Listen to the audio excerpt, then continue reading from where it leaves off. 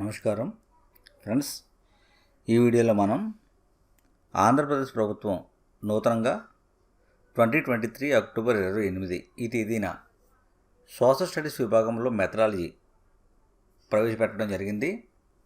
ఈ యొక్క methodology book 1లో 5 లెసన్లు ఉన్నాయి. ఈ 5 లెసన్లు ఆల్రెడీ 3 లెసన్లు ఎక్స్ప్లెయిన్ చేయడం జరిగింది. ఇప్పుడు 4 లెసన్లో ఉన్నాం. అది కూడా టెక్స్ట్ బుక్ నుండి బిట్ మిస్ అవ్వకుండా ప్రిపేర్ చేస్తున్నాం. 3rd క్లాస్ నుంచి ఇంటర్ వరకు కంటెంట్ మొత్తం మీకు ప్లేలిస్ట్లో అందుబాటులో ఉంది. ఈ యొక్క వీడియోలు తెలంగాణ వారికి, ఆంధ్ర వారికి కూడా చాలా ఉపయోగకరంగా ఉంటాయి. ఎందుకంటే టెక్స్ట్ బుక్ నుండి బిట్ మిస్ అవ్వకుండా ప్రిపేర్ చేస్తున్నాం. కాబట్టి వీడియో నచ్చితే లైక్ చేయండి, షేర్ చేసి సబ్స్క్రైబ్ చేసుకోండి. ఫ్రెండ్స్, మీరు చూస్తున్నారు కింగ్స్ డిఎస్సి యూట్యూబ్ ఛానల్. నేర్చుకుందాం. సోషల్ స్టడీస్ మెథడాలజీ విభాగంలో బుక్ 1 నుంచి 4వ పాఠం సాంఘిక శాస్త్ర బోధన ప్రణాళిక రచన. ఈ యొక్క లెసన్ గురించి నేర్చుకుందాం. ఇక్కడ సూక్ష్మ బోధన అంటే చిన్న నమూనా గల పాఠ్య పథకంలోని బోధనా ప్రణాళిక. ఇది అత్యంత ప్రధానమైన ఆధునిక నూతన ప్రక్రియ. సూక్ష్మ బోధన అనేది అత్యంత ప్రధానమైన ఆధునిక నూతన ప్రక్రియ. ఇక్కడ ఒక్కొక్క నైపుణ్యాన్ని పెంపొందించే ప్రక్రియ ఇది. సూక్ష్మ బోధన అనేది ఒక్కొక్క నైపుణ్యాన్ని తీసుకుని పెంపొందించడం జరుగుతుంది. చిన్న చిన్న విభాగాలుగా ముందు అభ్యాసం చేసి, ఆ అభ్యాసం చేసిన తర్వాత సామర్థ్యాన్ని సంపాదిస్తూ ఉంటారు. ఆ తర్వాత పూర్తి బోధన చేపట్టడానికి ఇది మార్గంగా ఉంది. సూక్ష్మ బోధన అనేది ఉపాధ్యాయ శిక్షణలో మంచి ప్రవర్తన మార్పులు తీసుకురావడానికి ఉపకరించే ప్రక్రియే సూక్ష్మ బోధన. బోధన నైపుణ్యాలలో సామర్థ్యాలను పెంపొందించుకోవడానికి ఆవిర్భవించిన అనేక నూతన సాంకేతిక విధానాలు ఉన్నాయి.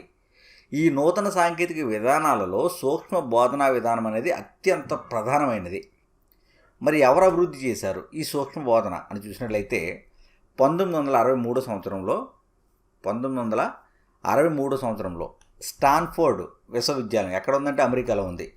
అమెరికాలో ఉన్న స్టాన్ఫోర్డ్ విశ్వవిద్యాలయానికి చెందిన doctor Dwight Allen, Robert Bush, Keith Acheson వీరు అభివృద్ధి చేశారు. మరి ఈ సూక్ష్మ బోధన క్రమబద్ధీకరించింది ఎవరు అని చూస్తే doctor Allen and doctor Ryan వీరు క్రమబద్ధీకరించారు సూక్ష్మ బోధన. అభివృద్ధి చేసిన వారైతే Dwight Allen, Robert Bush, Keith Acheson వీరు అభివృద్ధి చేశారు. క్రమబద్ధీకరించింది ఎవరు అంటే doctor Allen and doctor Ryan. ఇప్పుడు సూక్ష్మ బోధనకు సంబంధించిన నిర్వచనాలు చూసినట్లయితే ఇక్కడ డాక్టర్ డ్వైట్ ఎలెన్ ఏమన్నారు? తరగతి పరిమాణంలోనూ తరగతి కాలంలోనూ తగ్గించబడిన బోధనా వ్యూహమే సూక్ష్మ బోధన అన్నాడు. పరిమాణంలోనూ తగ్గించారు, కాలంలో కూడా తగ్గించారు. తరగతి పరిమాణంలోనూ తరగతి కాలంలోనూ తగ్గించబడిన బోధనా వ్యూహమే సూక్ష్మ బోధన అని డాక్టర్ డ్వైట్ ఎలెన్ పేర్కోవడం జరిగింది. అదేవిధంగా క్లిఫ్ట్ ఈయనేమన్నాడు? సూక్ష్మ బోధన ఒక ఉపాధ్యాయ శిక్షణ ప్రక్రియ. ఇది బోధన అభ్యసనాన్ని ఒక నైపుణ్యానికి పరిమితం చేసి తరగతి కాలాన్ని, పరిమాణాన్ని తగ్గించడం ద్వారా బోధన పరిస్థితి సరళమైన ఎక్కువ నియంత్రణ చేయబడిన వ్యూహంగా తగ్గిస్తుంది అని చెప్పి క్లిఫ్ట్ పేర్కోవడం జరిగింది. అదేవిధంగా బీకే పాసి అండ్ ఎంఎస్ లలిత వీరేమన్నారు? సూక్ష్మ బోధన అనేది శిక్షణ సాంకేతిక విధానం.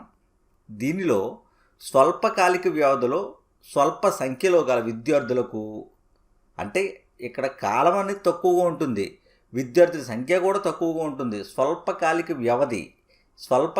వ్యవధిలో స్వల్ప సంఖ్యలో ఉన్న విద్యార్థులకు నిర్దిష్ట బోధన నైపుణ్యాలు ఉపయోగించి ఒకే పాఠ్య విషయానికి సంబంధించిన భావనను ఛాత్రోపాధ్యాయుడు బోధిస్తాడు. అంటే ఈ స్టూడెంట్ టీచర్ ఎవరైతే ట్రైనింగ్ అవుతున్నారో వారు తక్కువ సమయంలో పిల్లలకు బోధించడం జరుగుతుంది అని చెప్పేసి బీకే పాసి అండ్ ఎంఎస్ లలిత పేర్కోవడం జరిగింది. అదేవిధంగా ఎల్సి సింగ్. ఈయనేమన్నాడు, ఒక ఉపాధ్యాయ విద్యార్థి చిన్న పాఠ్యాంశము లేదా సోపానం ఎంపిక చేసుకుని 5 విద్యార్థులు గల చిన్న జట్టుకు 5 నుంచి 10 నిమిషాల సమయంలో, అంటే విద్యార్థులు ఎంతమంది ఉన్నారు, 5 ఉన్నారు, ఎంత సమయం బోధించాలి, 5 నుంచి 10 నిమిషాల సమయం బోధించే వ్యూహ రచనే సూక్ష్మ బోధన అని చెప్పేసి ఎల్సి సింగ్ పేర్కోవడం జరిగింది. ఇవి నిర్వచనాలు. అదేవిధంగా సూక్ష్మ బోధన స్వభావం చూసినట్లయితే, తరగతి పరిమాణము 5 నుంచి 10 మంది విద్యార్థులు కుదించడం, బోధనా కాలము 5 నుంచి 10 నిమిషాలకు కుదించడం, బోధన విషయాన్ని ఒకే భావనకు కుదించడం, ఇది స్వభావం.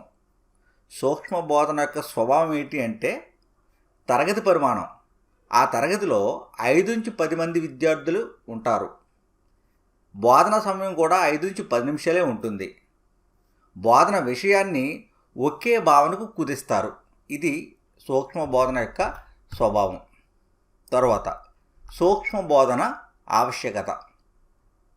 బోధనా శక్తులు అభివృద్ధి చేసుకోవడానికి సూక్ష్మ బోధన అనేది ఉపయోగపడుతుంది.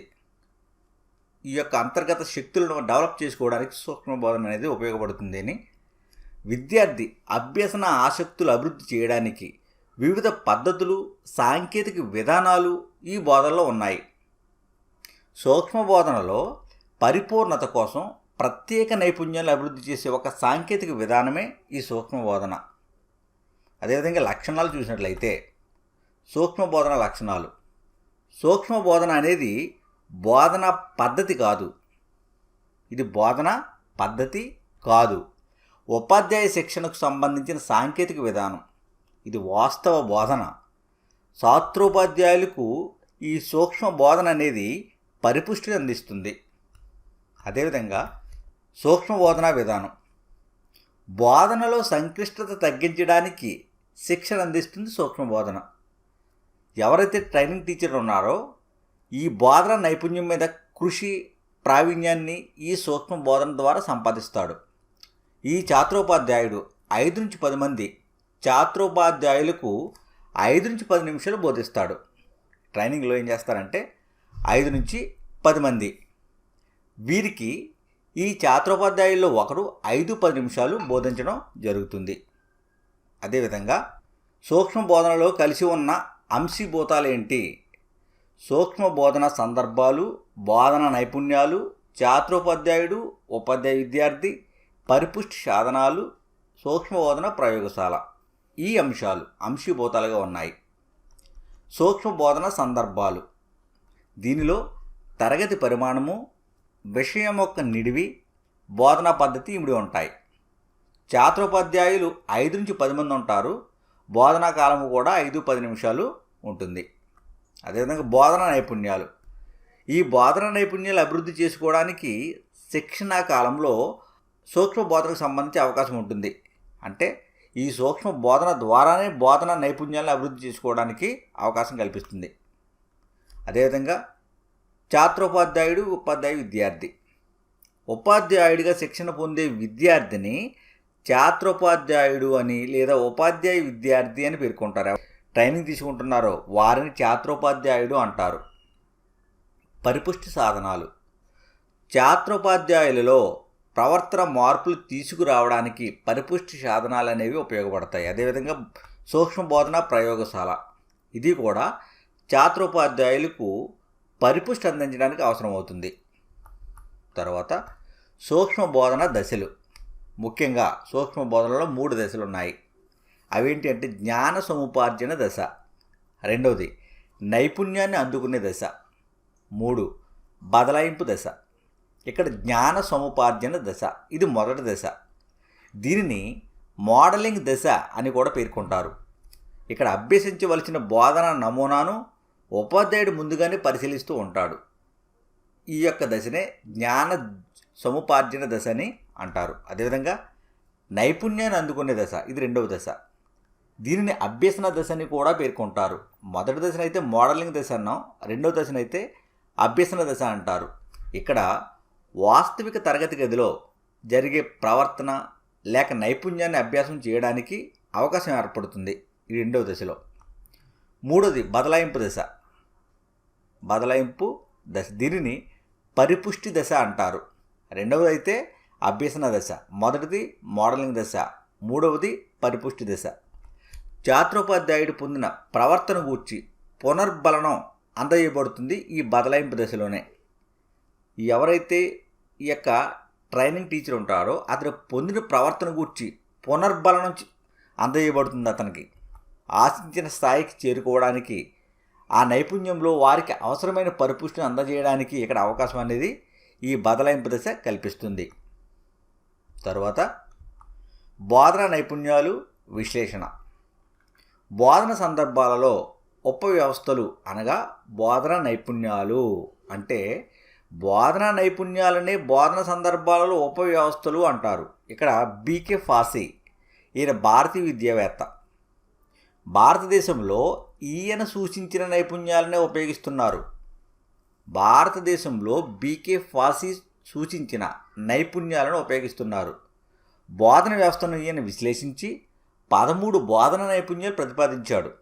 ఈ ప్రతిపాదించిన 13 నైపుణ్యాలు ఏంటి అని చూస్తే ఇక్కడ బోధనా లక్ష్యాలు రాయడం, పాఠ్యాంశాన్ని పరిచయం చేయడం, పాఠాన్ని ప్రవేశపెట్టు నైపుణ్యం, తరగతి ప్రశ్నల నిర్మాణం, వివరణ నైపుణ్యం, ఉదాహరణ సహిత దృష్టాంత నైపుణ్యం, ఉద్దీపన వైవిధ్య నైపుణ్యం, నిశ్శబ్దం మరియు అశాబ్దిక సంకేతాలు, పునర్బలన నైపుణ్యం, విద్యార్థుల భాగస్వామ్యం పెంచడం, నల్ల వల్ల ఉపయోగించే నైపుణ్యం, బోధన ముగించడం, ప్రవర్తన మార్పులు గుర్తించడం.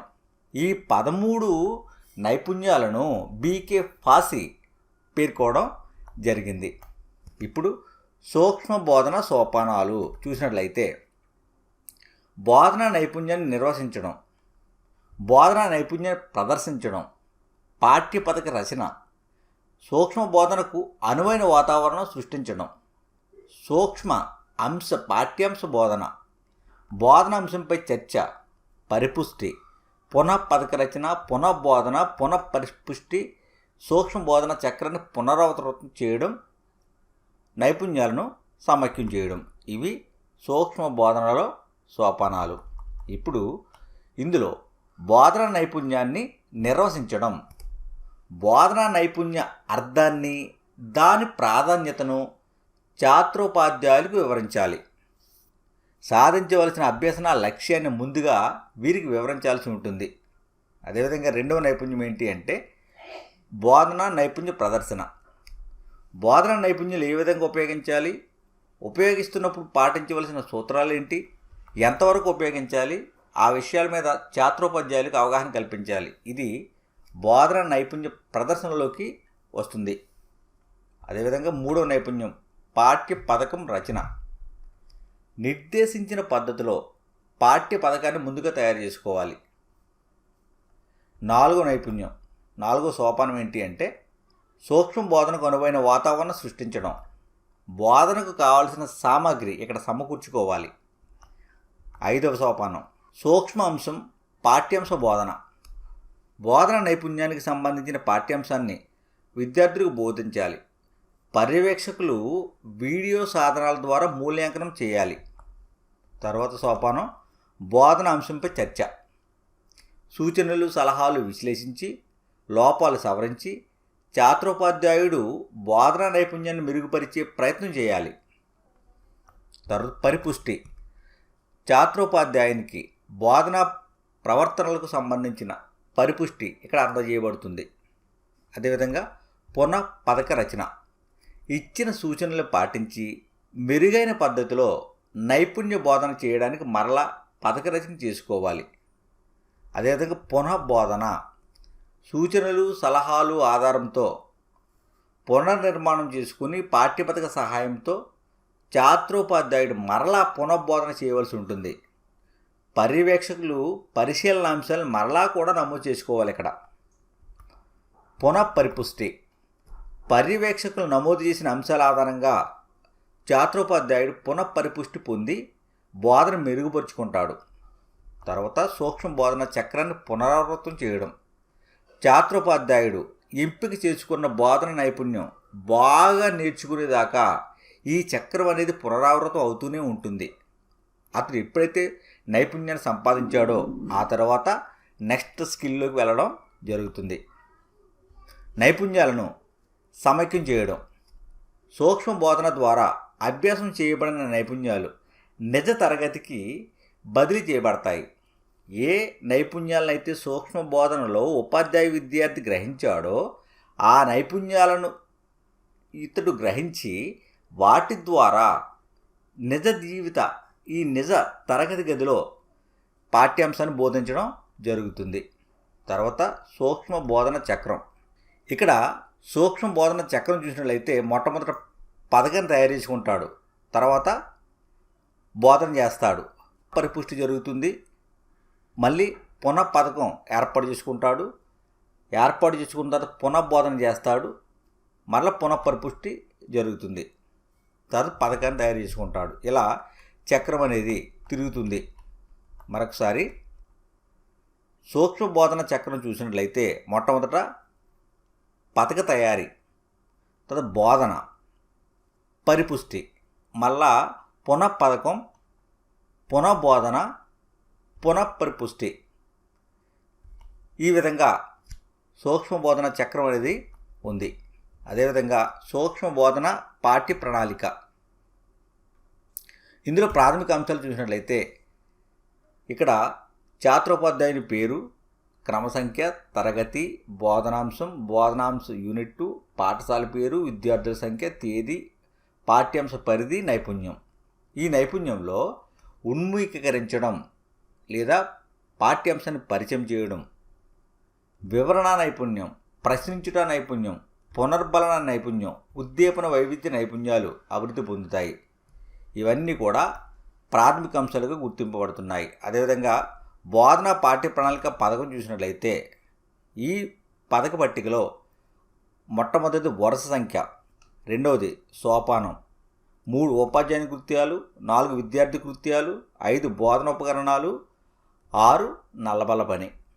ఇక్కడ సోపానం, ఈ సోపానంలో పరిచయం అనే అంశంలో ఏముంటాయి అంటే పూర్వజ్ఞానాన్ని పరిశీలించడము, ప్రేరణ, శీర్షిక, ప్రకటన ఉంటాయి.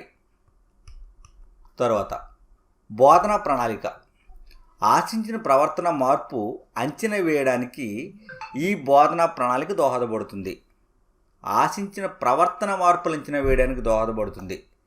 లక్ష్యం ఆధారంగా విద్యార్థుల అభ్యసన అనుభవాల ప్రాతిపదికగా ఆశించిన ప్రవర్తన మార్పుకు దోహదపడే పథకమే బోధనా ప్రణాళిక.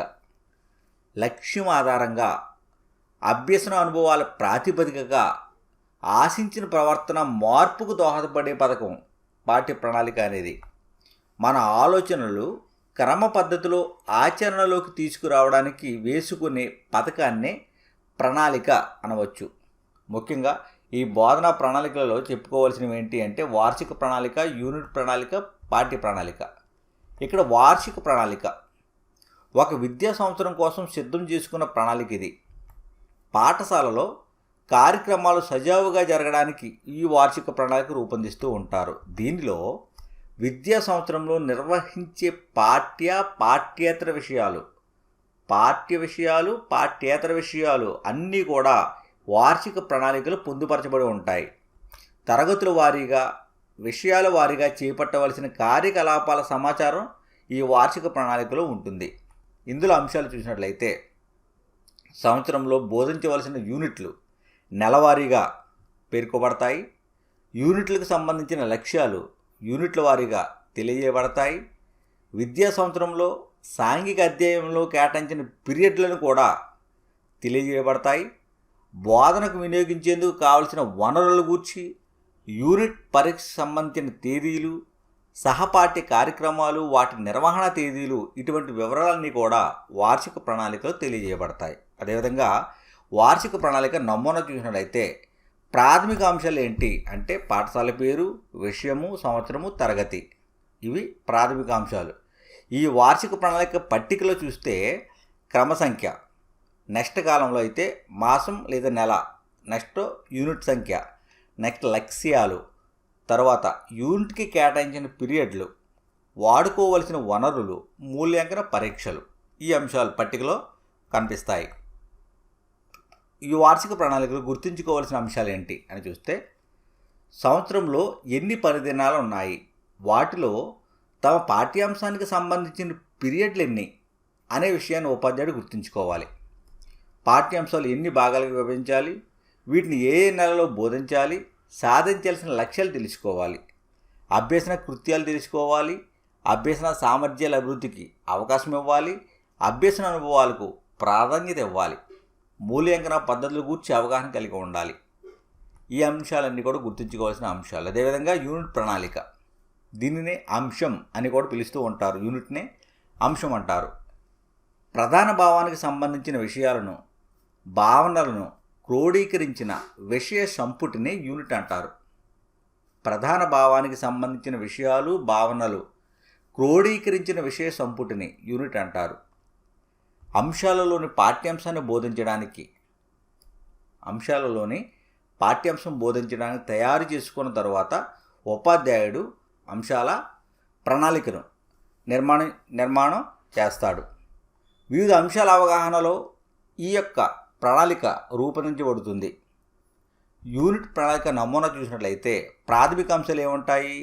విషయము, తరగతి, సంవత్సరము, కేటాయించిన పీరియడ్లు, యూనిట్ పేరు ఉంటాయి. అదేవిధంగా ఈ యూనిట్ ప్రణాళిక పట్టికలో వరుస సంఖ్య, అంశం, ఉప అంశం, విషయ విశ్లేషణ, పీరియడ్లు, లక్ష్యాలు, స్పష్టీకరణలు, బోధనా కృత్యాలు, బోధన ఉపకరణాలు, మూల్యాంకన పద్ధతులు.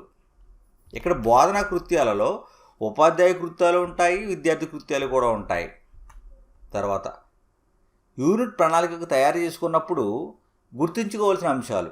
ఏ అంశాలను యూనిట్ ప్రణాళిక తయారు చేసుకున్నప్పుడు గుర్తుంచుకోవాలి అంటే, అంశం పూర్తి చేయడానికి అవసరమైన పీరియడ్లు, రోజులు, అంశం ద్వారా సాధించిన లక్ష్యాలు, అంశాన్ని ఎన్ని ఉప అంశాలుగా విభజించుకోవాలి, అభ్యసన సమయంలో నిర్వహించవలసిన కృత్యాలు, లక్ష్యాలు, బోధన ఉపకరణాలు ఎప్పుడు ఉపయోగించాలి, మూల్యాంకనం ఎప్పుడు చేయాలి.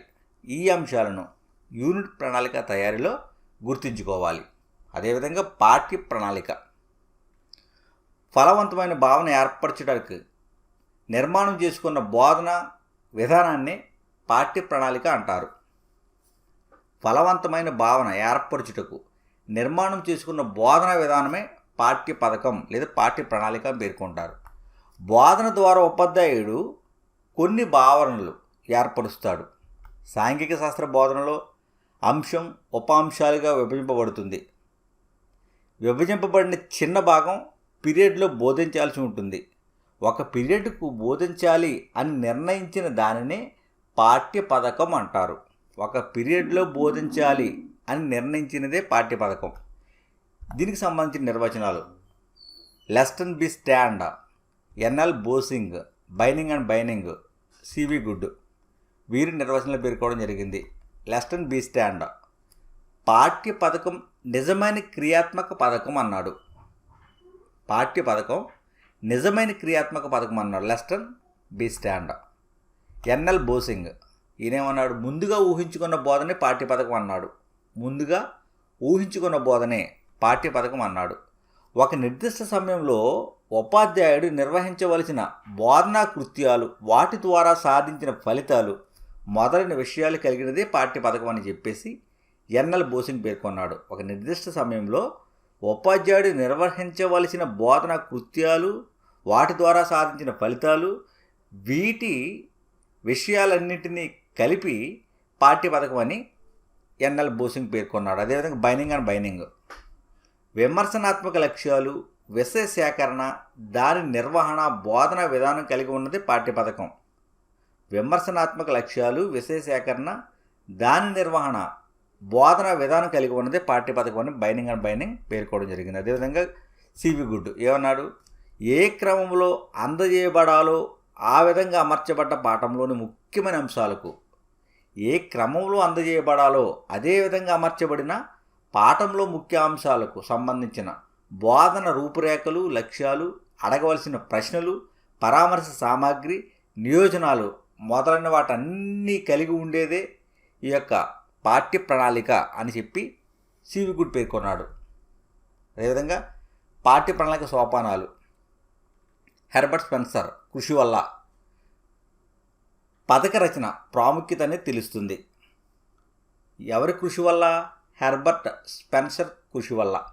ఈ హెర్బర్ట్ స్పెన్సర్ రూపొందించిన ఈ యొక్క సోపానాలనే హెర్బర్ట్ పాఠ్యబోధన దశలు అని కూడా పిలుస్తారు. అవేంటి అంటే ప్రాథమిక అంశాలు, బోధనాభ్యసన అంశాలు, బోధనోపకరణాలు, బోధనా వ్యూహం, పరామర్శ గ్రంథాలు, సంప్రదింపు గ్రంథాలు, విద్యా ప్రమాణాలు. అదేవిధంగా పట్టికలు వివరించిన అంశాలు కూడా ఉన్నాయి. ఇక్కడ ప్రాథమిక అంశాలు.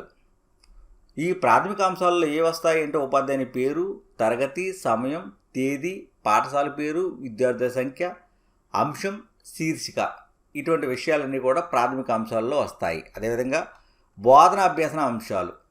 పాఠానికి సంబంధించిన అంశాలు ఈ బోధనాభ్యసనాల్లో పొందుపరచబడి ఉంటాయి. బోధనోపకరణాలు. విషయ సామాగ్రిని తెలియజేయడానికి ఈ ఉపకరణాలు ఉపయోగపడతాయి. బోధన వ్యూహం. బోధన వ్యూహాలు ఎన్నుకోవాలి ఉపాధ్యాయుడు. పరామర్శ గ్రంథాలు, సంప్రదింపు గ్రంథాలు.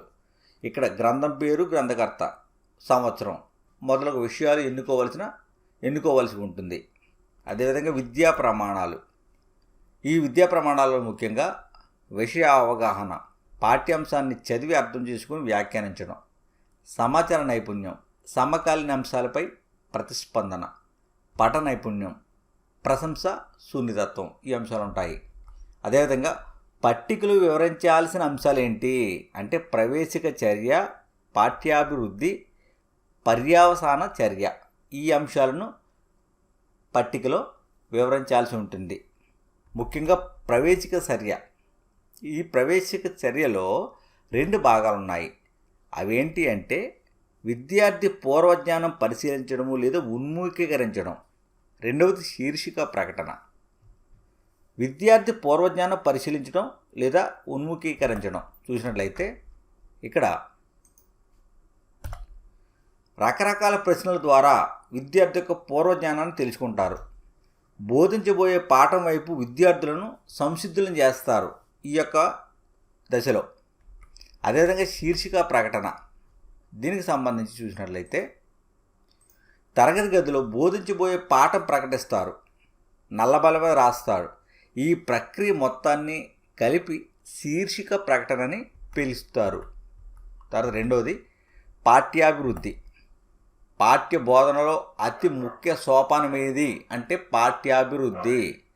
పాఠ్య బోధనలో ముఖ్య సోపానం. ఇక్కడ ప్రధాన అంశాలు ఏంటి ఈ పాఠ్యాభివృద్ధిలో అంటే విషయ ప్రదర్శన, బోధనాభ్యసన అంశాలు, ఉపాధ్యాయ కృత్యము, విద్యార్థి కృత్యము, బోధనోపకరణాలు, నల్లబల్ల పని, మూల్యాంకనం, ఇవి ప్రధాన అంశాలు. ఇక్కడ విషయ ప్రదర్శన చూసినట్లయితే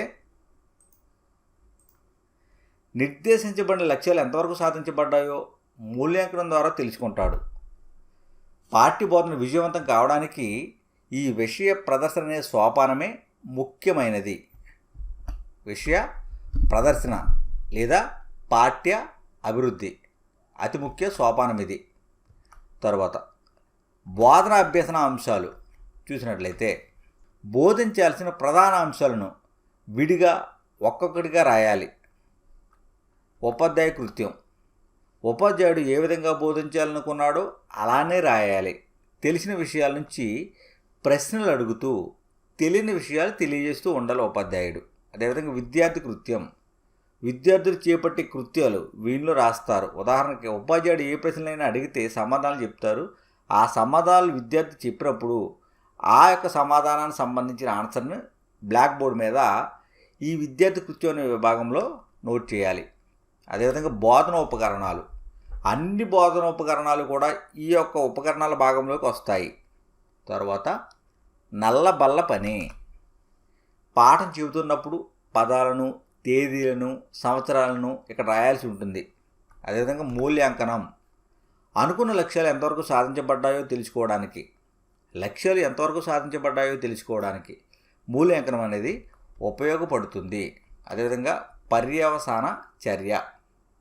సామాన్యీకరణము, పునశ్చరణ, నియోజనం. ఇక్కడ సామాన్యీకరణము బోధన ద్వారా విద్యార్థులు పొందిన అనుభవాలకు సహసంబంధంగా ఉన్న విలువలు సామాన్యీకరణంలో తెలియజేయబడతాయి. విద్యార్థులు పొందిన అనుభవాలు ఆ అనుభవాలకు సహసంబంధంగా ఉన్న విలువలు ఏవైతే ఉంటాయో ఈ విలువలు సామాన్యీకరణంలో తెలియజేయబడతాయి. తర్వాత పునశ్చరణ.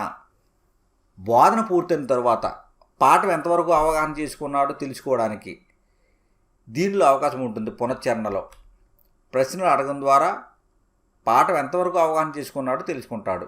అదేవిధంగా నియోజనం. పాఠం మొదలుపెట్టిన దగ్గర నుంచి ముగింపు వరకు విద్యార్థులు పొందిన అవగాహన అంచనా వేయడానికి, విద్యార్థులు ఎంతవరకు అవగాహన పొందారు అన్నదానిని అంచనా వేయడానికి ఉపాధ్యాయుడు ఆ పాఠాలకు సంబంధించిన విషయాల మీద ఇక్కడ నియోజనాలు ఇస్తాడు. అసైన్మెంట్స్ అనేవి ఇవ్వడం జరుగుతుంది. తర్వాత నమూనా. ఈ పాఠ్య ప్రణాళిక నమూనాలో ప్రాథమిక అంశాలలో భాగంగా ఉపాధ్యాయుని పేరు, తరగతి, సమయం, తేదీ, పాఠశాల పేరు, విద్యార్థుల సంఖ్య, అంశం, శీర్షిక ఉంటాయి. ఇక్కడ బోధన అభ్యసన అంశాలు, బోధన ఉపకరణాలు, బోధన వ్యూహాలు, సంప్రదింపు గ్రంథాలు, విద్యా ప్రమాణాలు అనేవి ఇక్కడ పేర్కొబడుతున్నాయి. ఈ యొక్క పట్టికలో విద్యా ప్రమాణాలకు సంబంధించి విషయ అవగాహన, ఇచ్చిన పాఠ్యాంశాన్ని చదివి అర్థం చేసుకుని వ్యాఖ్యానించడం, సమాచార నైపుణ్యాలు, సమకాలీన అంశాలపై ప్రతిస్పందనలు, పఠ నైపుణ్యాలు, ప్రశంస, సున్నితత్వం ఇవి ఈ యొక్క పాఠ్య ప్రణాళికలో పేర్కోదగిన అంశాలు. తర్వాత సాంకేతిక అనుసంధాన పాఠ్య ప్రణాళిక. సాంకేతిక అనుసంధాన పాఠ్య ప్రణాళిక. సాంకేతిక పరికరాలైన కంప్యూటర్లు, సీడీలు, పెన్ డ్రైవ్లు, చరవాణి మొదలగు పరికరాల ద్వారా మరలా బోధనాభ్యాసం కావించవచ్చు.